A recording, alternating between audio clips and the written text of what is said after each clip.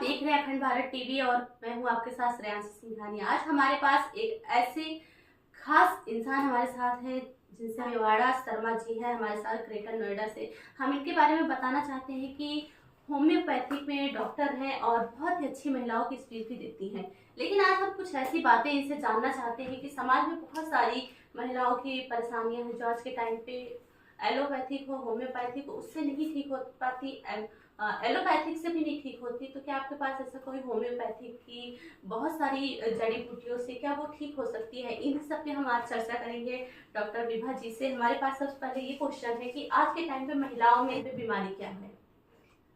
श्रेयांशी जी, आज की तारीख में अगर हम देखें तो महिलाओं में वर्ल्ड होम हेल्थ ऑर्गेनाइजेशन का अगर हम डाटा देखें तो उसमें पीसीओडी समस्या जो है, पॉलीसिस्टिक ओवेरियन सिंड्रोम, वो 10% भारतीय महिलाओं में उसकी बीमारी पाई जा रही है। तो मुझे लगता है कि इस समय में पीसीओडी पर चर्चा करना बहुत आवश्यक है, पीसीओडी पर जागरूकता फैलाना बहुत आवश्यक है, क्योंकि पीसीओडी से सिर्फ एक सिस्टम नहीं, बॉडी के कई सिस्टम्स को मिलाकर पीसीओडी एक भयानक चीज़ों के रूप में आता है अगर उसको हमने समय पर उसका इलाज नहीं किया है। तो क्या आप मुझे बता सकती हैं कि ये जब हमारे शरीर में हो तो लक्षण कैसे होते हैं और ये होता क्यों है? तो सबसे पहले हम ये जानते हैं कि ये क्यों होता है और एक्चुअल में पीसीओडी होता क्या है। सो पीसीओडी एक हार्मोनल इम्बैलेंस है। जब हार्मोन्स की असंतुलनता होती है उस समय पर पीसीओडी डेवलप होता है। सो सामान्य तौर पर महिलाओं के शरीर में जो एंड्रोजन नाम का एक हार्मोन है, जो कि एक मूल्यतः पुरुष हार्मोन है, वो बहुत ही कम मात्रा में मौजूद होता है। परंतु जिस समय इस एंड्रोजन हार्मोन की मात्रा महिला के शरीर में बढ़ना शुरू हो जाती है उस समय पर पीसीओडी नाम की बीमारी का जन्म होता है। तो हमारे शरीर में कैसे वो लक्षण दिखाई देंगे? उसके लक्षण, सबसे पहला उसका लक्षण होता है कि माहवारी में अनियमितता होना, अनचाहे बाल होना, जैसे कि महिलाओं में जैसा कई लोग देखा होगा आपने, चिन पर बाल होते हैं, साइड्स में बाल होते हैं, जो मूल्यतः पुरुषों में जिस तरीके से बाल की ग्रोथ होती है वैसे अनचाहे बालों की ग्रोथ होना। वज़न बढ़ना इसका बहुत ही सामान्य सा लक्षण है, वज़न ज़रूर बढ़ता है इसमें। इसके अलावा अगर देखा जाए तो सिर्फ ये हार्मोन की असंतुलितता सिर्फ शारीरिक तौर पर नहीं, महिला के मानसिक तौर पर भी बहुत ज़्यादा प्रभाव छोड़ता है। अगर ये बीमारी लंबे समय तक चल रही है और इसका इलाज पूरी तरीके से या ठीक से नहीं किया जाए तो ये अवसाद यानी कि डिप्रेशन, एंजाइटी, इस टाइप की तकलीफें भी महिला को हो सकती हैं इसमें। तो मैम आपने जैसे कहा कि पीसीओडी बहुत बड़ी समस्या है आज के टाइम पे, लेकिन खाने पीने से होता है या प्रदूषण की वजह से होता है, ये हम कैसे हार्मोनल इम्बैलेंस की अच्छा, वजह से हार्मोन होता की है वजह जी। से ये कभी भी कैसे भी हो सकता है? जी देखिए, पहले ये माना जाता था, अगर हम 1 दशक या 2 दशक पहले की बात करें तो उस समय पर हम अगर ये वर्ल्ड हेल्थ ऑर्गेनाइजेशन का डाटा पढ़ते हैं या उनकी गणना को देखते हैं तो उनके हिसाब से देखा जाए तो 40 से 45 या फिर 30 से 40 की उम्र के बीच की महिलाओं में ज़्यादातर पीसीओडी की समस्या पाई जाती थी। बट यदि हम आज की बात करें तो मेरे गत 7 वर्षों के क्लिनिकल एक्सपीरियंस से मैं ये बता सकती हूँ कि मेरे पास 19 साल की, 20 साल की, 21 साल की युवतियाँ भी इस बीमारी का शिकार हो रही हैं। सो इसका मूलतः कारण जो है वो ये है कि मेन तो हार्मोन असंतुलन हो रहे हैं, परंतु हार्मोन असंतुलन क्यों हो रहे हैं, इतनी जल्दी क्यों हो रहे हैं? हाँ। पीसीओडी अगर देखा जाए समस्या तो जो प्रजनन क्षमता होती है एक महिला की उस उम्र में ये बीमारी होती है, परंतु जब ये बहुत जल्दी आने लग गई है, 19-20 साल की अगर युवती में भी हमें ये समस्या दिख रही है तो इसका मूलतः कारण सबसे पहले तो आपकी लाइफस्टाइल पे होता है। करियर ओरिएंटेड वुमेन्स हो गई हैं तो वो नाइट वॉचिंग चल रहा है, और हमारी डाइट, आज की तारीख में डाइट बहुत ज़्यादा फास्ट फूड का चलन चल रहा है। तो ये सारी चीज़ें मिलाकर हार्मोन्स को इम्बैलेंस करने में बहुत बड़ा सहयोग देती हैं। तो अगर ये किसी को हो जाए तो उसका इलाज कैसे है, अगर होम्योपैथिक से करना चाहे तो? जी बिल्कुल। एज अ होम्योपैथ मैं होम्योपैथी का पॉइंट ऑफ व्यू पीसीओडी के ट्रीटमेंट में देना चाहूँगी, क्योंकि मेरा एक्सपीरियंस भी है इसमें, और एक तरीके से ये मेरी स्पेशलिटी है महिलाओं में और पीसीओडी में ट्रीट करने में। तो यदि हम होम्योपैथी की बात करते हैं तो सबसे पहले एक मूल सिद्धांत को जान लिया जाए होम्योपैथी के। होम्योपैथी किस तरीके से काम करती है। होम्योपैथी मूलतः सिमिलिया सिमिलिबस क्यूरेंचर के सिद्धांत पर काम करती है। इसका मतलब होता है कि जिस तरीके का पदार्थ जिस तरीके की बीमारी को उत्पन्न कर सकता है वही उसी को ठीक भी कर सकता है। ये होम्योपैथी का मूल सिद्धांत है। अगर हम पीसीओडी पर ट्रीट करने की बात करें, होम्योपैथी में हम किसी भी मरीज का सिर्फ शारीरिक लेवल की तकलीफ़ों को देखकर इलाज नहीं करते हैं, बल्कि होम्योपैथी में मानसिक स्तर को भी समानतः देखा जाता है। जब हम किसी पेशेंट को या तो पुरानी बीमारी ट्रीट कर रहे हो, या हार्मोनल इम्बैलेंस, या फिर कोई इंडोक्राइन डिसीजेस अगर हम ट्रीट कर रहे हैं, तो हम उसके अंदर सबसे पहले एक हिस्ट्री लेते हैं पेशेंट के साथ में। मूलतः उस हिस्ट्री में ये जाना जाता है कि पेशेंट का आचार विचार व्यवहार, उनके पारिवारिक क्या समस्याएं चलती आ रही हैं, उनके लाइफ में कोई इंसिडेंस एक्सीडेंट पास्ट में हुआ है जिसका इम्पैक्ट उनके दिमाग पर अभी है। इसके अलावा खाने पीने में पसंद नापसंद, मरीज की सपने कैसे आते हैं, ये सारी चीज़ें बहुत इम्पॉर्टेंट हैं होम्योपैथी में दवा को प्रिस्क्राइब करने के लिए। जब हम इस तरीके से दवा का चयन करते हैं, इसे कॉन्स्टिट्यूशनल मेडिसिन कहा जाता है। कॉन्स्टिट्यूशनल मेडिसिन का मतलब होता है मूलतः आपके पर्सनैलिटी के हिसाब से एक दवाई का चयन करना जो आपकी बहुत सारी तकलीफ़ों को एक साथ ठीक करता है। ठीक है। होम्योपैथी में हम ये नहीं कहते हैं कि हम अगर आप 4 बीमारी के लिए आ रहे हैं तो हम 4 बीमारी को अलग अलग तरीके से अलग अलग बार में या अलग अलग दवाइयों से ठीक करेंगे।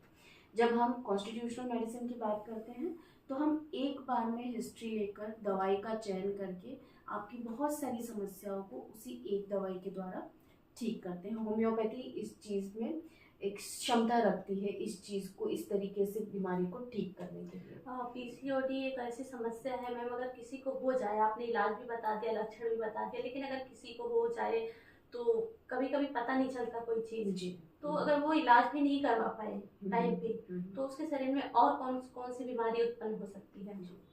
सबसे पहले तो पीसीओडी एक ऐसी समस्या है जिसमें सबसे पहला इंडिकेशन महिलाओं को ये देखना चाहिए कि अगर उनका मासिक जो पीरियड्स आ रहा है, अगर वो 3 महीने तक ठीक से नहीं आ रहा है, लेट आ रहा है, बहुत ज़्यादा आ रहा है या बिल्कुल नहीं आ रहा है, इस कंडीशन में उनको एक बार अपने डॉक्टर से संपर्क जरूर। ये इस बीमारी का पहला लक्षण हो सकता है। उसके अलावा एक हर्सुटिज्म नाम का तकलीफ होता है जो पीसीओडी में दिखता है, जिसमें कई बार माहवारी तो सही समय पर आती है परंतु अनचाहे बाल आना, क्योंकि इसमें पुरुष हार्मोन की क्वांटिटी बढ़ जा रही है महिलाओं के शरीर में, तो इसीलिए पुरुषों वाले सिम्टम इसमें दिखने लगते हैं। जैसे कि जो यहाँ पे चिन के हेयर्स आना जो पुरुषों में नॉर्मल होता है, महिलाओं में एबनॉर्मल है। तो ये भी एक साइन है। मोटापा बढ़ना, अब कई महिलाएं आकर ये कहती हैं कि हमको मोटापे के लिए दवाई चाहिए क्योंकि हम बिल्कुल कुछ भी बाहर का नहीं खा रहे हैं, मैंने 1 रोटी दिन में खाना शुरू कर दी फिर भी मेरा वजन बढ़ रहा है। तो ये भी एक लक्षण है कि बिना किसी कारण के आपका वजन बढ़ रहा है, तो वो भी एक साइन हो सकता है कि आपको पीसीओडी हो वहाँ पर। बहुत ही अच्छी जानकारी दी है कि काफ़ी लोगों को हेल्प भी मिलेगा। क्या और लक्षण जैसे आपने बताया, तो क्या और बीमारी हो सकती है जैसे कि कैंसर और भी टेंशन लेने से बहुत सारी बीमारियां हो सकती है। देखिए मूलतः अगर देखा जाए तो जैसे मैंने आपको भी बताया कि अगर पीसीओडी को हम सही समय पर इलाज नहीं देते हैं तो ये क्योंकि हार्मोन्स हमारे मूड और हमारे दिमाग को डायरेक्टली रेगुलेट करते हैं, सो डिप्रेशन टाइप की समस्या हो सकती है, एंजाइटी की समस्या हो सकती है। इसके अलावा यदि बहुत ज़्यादा समय तक पीसीओडी को ट्रीट नहीं किया जाए तो उसमें फॉलिकल की साइज़ इतनी ज़्यादा बढ़ सकती है कि उसे डायरेक्ट ऑपरेशन के लिए भेजना पड़े। ठीक है, कई बार ऐसा होता है कि बहुत बड़े बड़े फॉलिकल्स हो गए हैं, बहुत बड़े बड़े ओवरी में फॉलिकल्स बन चुके हैं जिनको अब ऑपरेशन के सिवा कोई रास्ता नहीं है। परंतु इस पॉइंट पर मैं एक चीज़ और यहाँ पर जोड़ना चाहूँगी। होम्योपैथी में पीसीओडी को मैंने खुद ने भी बिना ऑपरेशन के ठीक किया है। कुछ पेशेंट जिनको ऑपरेशन के लिए साइन कर दिया जाता है, उन पेशेंट्स को भी हम दवाई के माध्यम से, सिर्फ होम्योपैथिक दवाई के माध्यम से ठीक कर सकते हैं। ठीक है, क्योंकि होम्योपैथी डायरेक्ट हार्मोन्स रेगुलेट करने में हेल्प करेगी, हम वहाँ पर बिना ऑपरेशन के उस चीज़ को ठीक कर पाते हैं। ऐसा माना जाता है दादी पूर्वजों के टाइम पे ऐसी कोई बीमारी थी नहीं, ये नई नई बीमारी आई है। देखिए, मेरा ऐसा मानना है कि बीमारी पहले भी थी, ये हो सकता है कि पहले कम थी, आज की लाइफस्टाइल को देखते हुए बीमारी बढ़ रही है, उसकी उम्र डेफिनेटली कम हो रही है। बहुत छोटी लड़कियों में मैंने ये बीमारी देखी है मिल रहा है जी। तो बीमारी तो पहले भी थी, और मुझे एक तरह ये भी लगता है कि अब जागरूकता भी शायद बढ़ रही है। जब युवतियों में मासिक धर्म अगर नहीं ठीक से आ रहा है तो वो खुद ही जाकर डॉक्टर से मिलना पसंद कर लेती है। बहुत ही अच्छी जानकारी दी। अगर आप जैसे जागरूक महिलाएं अगर ऐसे महिलाओं को, लड़कियों को जागरूक करेंगी तो आने वाला टाइम और भी अच्छा होगा भविष्य। जैसे कि पीसीओडी कैसा होता है, लक्षण क्या होता है, डॉक्टर बिभा जी ने आपको बताया। हम एक चीज़ और जानना चाहते हैं कि समाज के लिए ये बहुत अच्छा कार्य कर रही है कि आपके पास आते हैं, आप उनको, तो होम्योपैथिक के माध्यम से आप समाज के लिए क्या करती हैं, कैसे आप जागरूक करती हैं लोगों को? जी, जागरूकता के लिए सबसे पहले तो मैं फ्री कैंप ऑर्गेनाइज करती हूँ। महिला दिवस पर, अंतर्राष्ट्रीय महिला दिवस पर, या फिर बाल दिवस पर, या फिर 10 अप्रैल को होम्योपैथिक दिवस होता है, जो कि जन्म दिवस होता है होम्योपैथी के जनक डॉक्टर सैमुअल हैनीमन सर का, उस दिन पर, या फिर मेरे क्लिनिक के जो स्थापना दिवस होता है, इन दिवसों पर मैं फ्री कैंप ऑर्गेनाइज करती हूँ, जिसमें मैं सलाह भी फ्री देती हूँ और कई बार दवाइयाँ भी फ्री देती हूँ। इस माध्यम से, इसके अलावा मुझे लगता है कि संगठन जो महिलाओं के लिए काम करते हैं, जहाँ पर एक ग्रुप में महिलाएं मिल जाती हैं, वो अगर वहाँ पर जाकर मैं अपना स्पीच देना पसंद करती हूँ, जिसमें महिलाओं को मासिक धर्म के बारे में, पीसीओडी के बारे में उनको जागरूकता फैलाई जाए। ये कार्यों के हिसाब से मैं जो है ये सोशल वर्क अभी 10 अप्रैल आने ही वाला है आपका, तो उसमें आप किस तरह से कैंप करेंगी और महिलाओं को, लड़कियों को क्या जागरूकता करेंगी? जी, सबसे पहले तो हम कैंप में ये करते हैं कि फ्री कंसल्टेशन देते हैं। जहाँ पर फ्री कंसल्टेशन होता है, लोग ज़रूर सुनना चाहते हैं कि ये तकलीफ़ क्या है।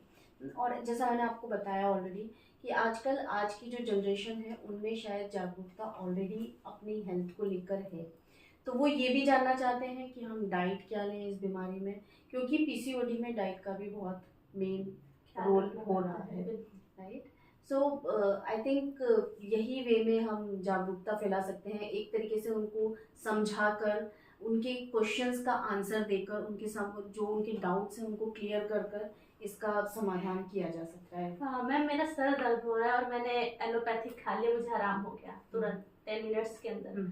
लेकिन अगर मुझे होम्योपैथिक खाना है और मुझे उतने ही टाइम पे आराम चाहिए, तो क्या होम्योपैथी में ऐसा कोई है दवा? जी बिल्कुल, होम्योपैथी में तुरंत आराम देने वाली दवाएं हैं। इस चीज़ के लिए हम एक छोटी सी चीज़ को समझना होगा हमको। पहले 2 तरीके की बीमारियां मूलतः पाई जाती हैं। एक तो होती है क्रॉनिक, जो पुरानी बीमारियां होती हैं, और दूसरी होती है एक्यूट, जो अभी 2-4 दिन से होने वाली तकलीफ है।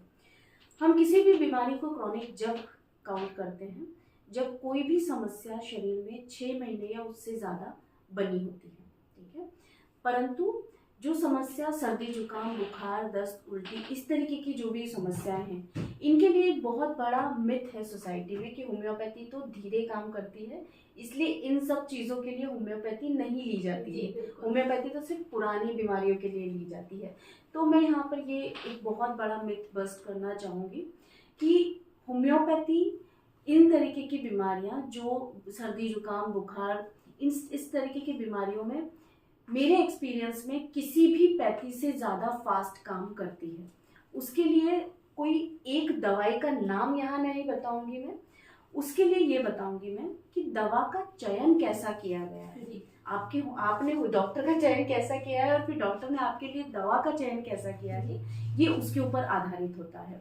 होम्योपैथी में टोटलिटी लेकर, मतलब आपकी जो भी तकलीफ है उसकी पूरी जानकारी लेकर उसके आधार पर दवा दी जाती है। जैसे आपने एक एग्जांपल मुझे दिया था कि सर दर्द हो रहा है, अगर मान लीजिए मेरे पास 4 पेशेंट बैठे हैं, वो चारों को सर दर्द हो रहा है, दूसरे सिस्टम्स में, मॉडर्न सिस्टम्स में ये रूल होता है कि वो चारों को एक ही दवा दी जाती है क्योंकि एक ही कंप्लेन है वहाँ पर, राइट। होम्योपैथी का सिद्धांत ये नहीं कहता है। होम्योपैथी का सिद्धांत इंडिविजुअलाइजेशन पर चलता है, जिसका मतलब है कि हर मनुष्य की अगर हर मनुष्य अलग है तो उसकी समस्या और उसकी दवा भी अलग होगी। आपकी पर्सनालिटी अलग है, मेरी पर्सनालिटी अलग है, तो जब हम दोनों एक ही समस्या के लिए डॉक्टर के पास जाते हैं तो उसमें हम दोनों को अलग अलग दवा का प्रिस्क्रिप्शन दिया जाएगा होम्योपैथी में।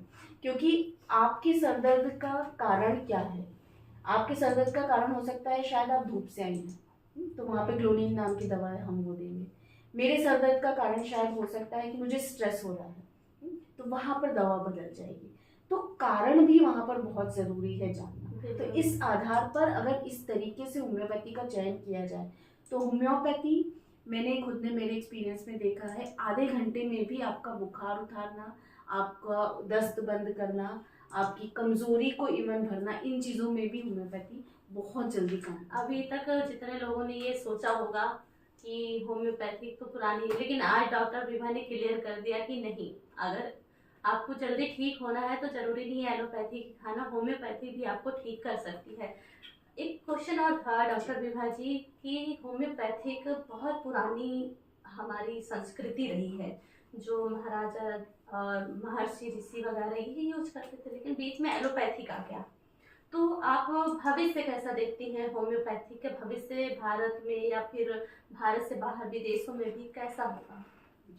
देखिए, होम्योपैथी की उत्पत्ति जर्मन में हुई है, क्योंकि इनके जनक जो हैं डॉक्टर सैमुअल हनीमन सर, वो जर्मन से हैं।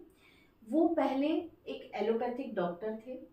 उनने अपनी एलोपैथिक प्रैक्टिस के दौरान ये पाया कि जब जो दवा वो दे रहे हैं उसका दूसरा भी साइड इफेक्ट हो रहा है, वहाँ से उनने होम्योपैथी की उत्पत्ति की। ठीक है, सबसे पहले उनने सिंकोना नाम के एक छाल आती है झाड़ की, उसके द्वारा एक दवा बनाई और वहाँ से होम्योपैथी की शुरुआत हुई।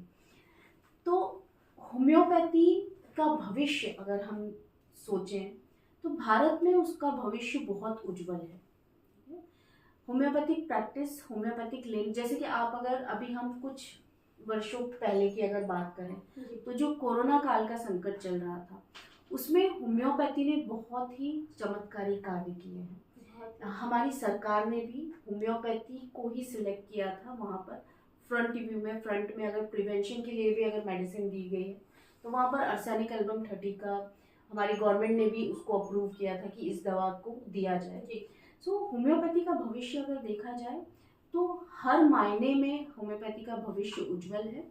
ना सिर्फ छोटी बीमारियां जैसे कि सर्दी जुकाम बुखार, बल्कि बड़ी बीमारियां, यहाँ तक कि कैंसर तक में भी होम्योपैथी का बहुत अच्छे इलाज हो भी रहे हैं और भविष्य में उसमें और ज़्यादा हम उसका उज्ज्वलता देख सकते हैं, क्योंकि होम्योपैथी नैनो पार्टिकल्स पे काम करती है।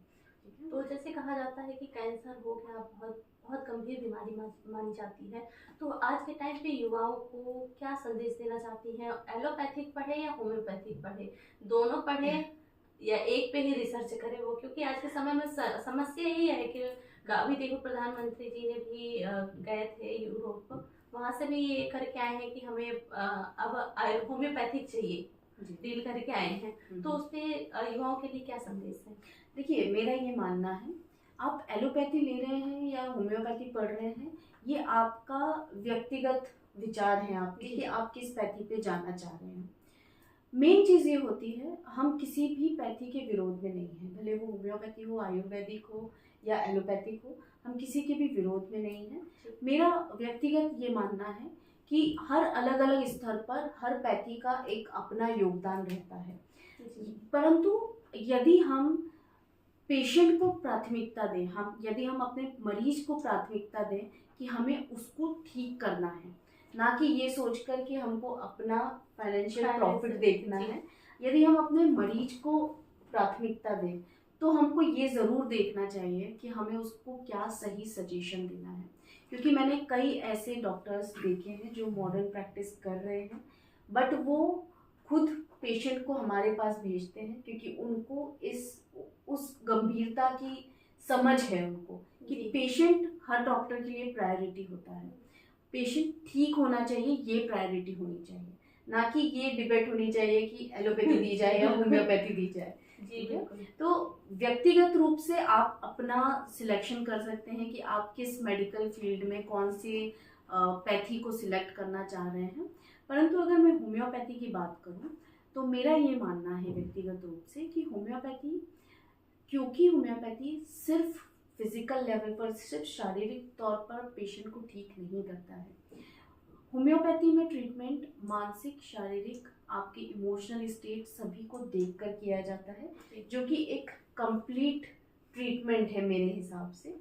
सो मेरी तो सजेशन यही होता है कि आप होम्योपैथी लें और होम्योपैथी करें। होम्योपैथिक और एलोपैथिक एक ही बीमारी में और एक ही समय में ले सकते हैं क्या?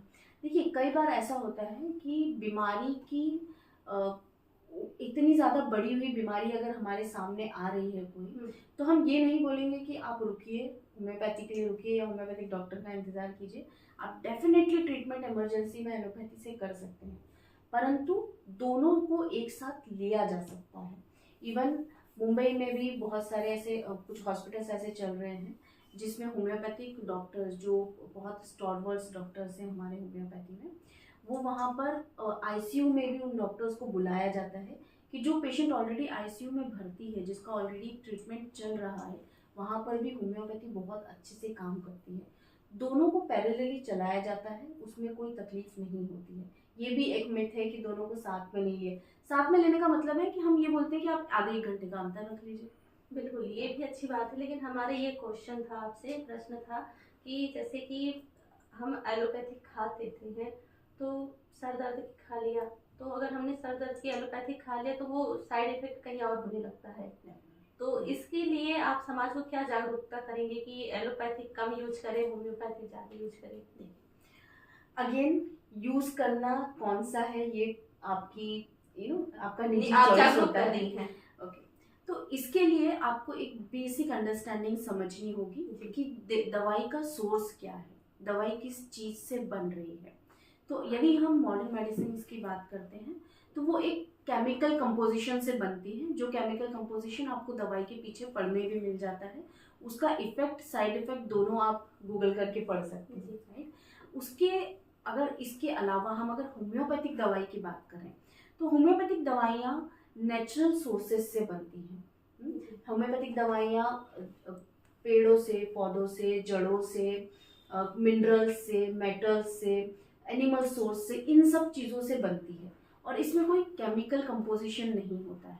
इसमें एक प्रोसेस होता है। कई बार तो मतलब सांप के जहर से भी दवाई बन रही है होम्योपैथी में, परंतु इसका मतलब ये नहीं है कि वो जहर का काम कर रही है। होम्योपैथिक दवाई बनाने का जो तरीका होता है उसमें वो इतना न्यूट्रल कर दिया जाता है उसको कि उसके सिर्फ औषधीय तत्व उसके अंदर बचते हैं। जो प्रोसेस है इसका, पोटेंटाइजेशन और ट्रेचुरेशन, इसका एक प्रोसेस है जिससे दवा बनाई जाती है।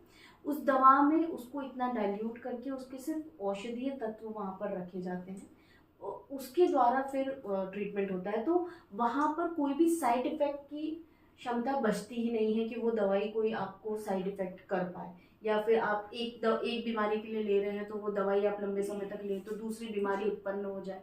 ऐसा होम्योपैथिक दवाई से नहीं होता। अखंड भारत टीवी के दर्शकों की तरफ से मैं एक और क्वेश्चन पूछना चाहती हूँ कि हमारे दर्शकों को आप क्या बताना चाहेंगी, क्या जागरूक करना चाहेंगी अपने माध्यम से? जी, सबसे पहले तो मैं आपको ये जागरूक करना चाहूँगी कि अगर मैं महिलाओं की बात करूँ विशेषतर, तो हमारी महिलाएं अपने बीमारी के लक्षण जो आते हैं वो उनको दबा देती हैं, वो उस पर ध्यान नहीं देती हैं। तो मेरा सबसे पहले तो माताओं और बहनों से ये निवेदन रहता है हमेशा कि आप अपने परिवार को संभालने में अपने स्वास्थ्य को प्राथमिकता देना ना भूलें।